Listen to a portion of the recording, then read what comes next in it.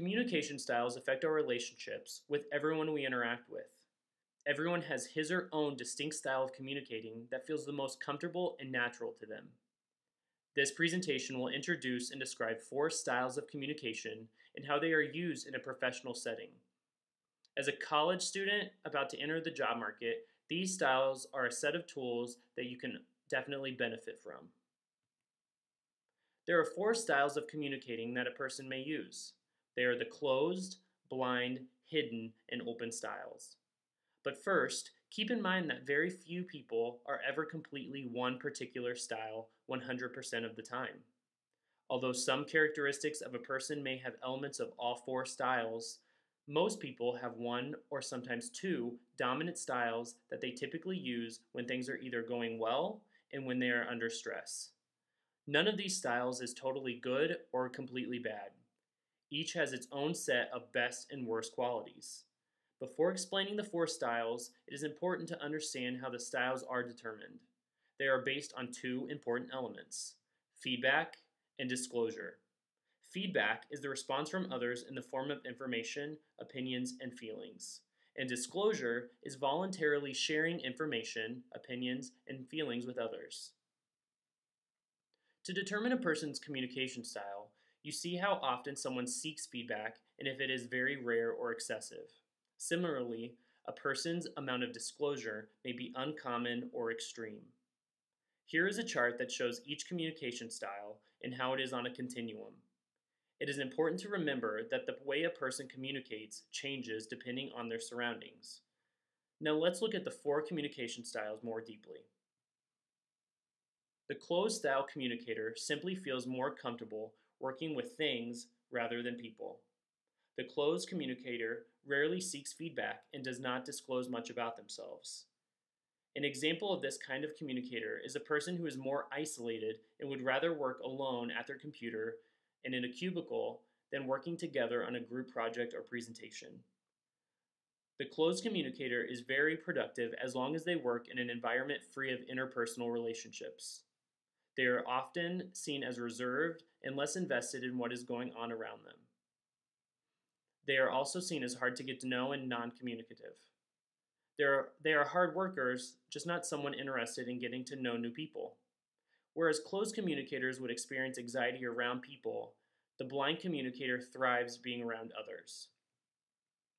If you're looking for someone who you can depend on to get a job done, someone with self-assurance in troubleshooting situations, or commands authority, the blind communicator is the best choice. Blind communicators like to demonstrate their expertise and experience. Also, a blind communicator rarely seeks feedback but discloses excessively. A blind communicator is clear on what they want and shows authority very well and are usually loyal, organized, and dependable. Unfortunately, these communicators are usually very demanding and impatient and do not listen well. They also have the expectations that to get something done right, they have to do it themselves. Unlike the blind communicator, we'll see how the hidden communicator is interested in people, how they are good listeners, and friendly with everyone. Hidden style communicators seek excessive feedback, but rarely disclose anything about themselves. This means that it is very important to them that everyone gets along and that conflicts are avoided. They are called hidden because they often hide their feelings and knowledge from others. They enjoy the social aspect of work, but they find it difficult to disclose their opinions and expectations to others. Like I said, the hidden communicator is not afraid of people, and they don't hide from them like a closed communicator would. People who use this kind of communication are well-liked, fun, and are concerned with people's feelings, and are willing to listen. Unfortunately, these people often have a hard time telling people no, and they do not always give their opinions. They are sometimes seen as unloyal and appear to be two-faced. Like the hidden communicator, the open style communicator tends to want excessive feedback, but they also disclose information and feelings excessively.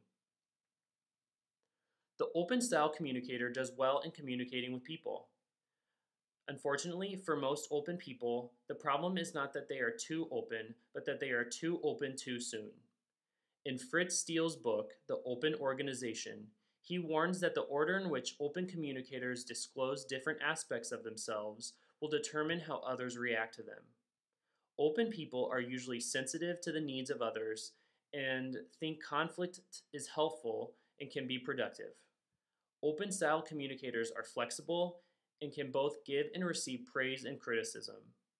They are also trusting, friendly, and dependable.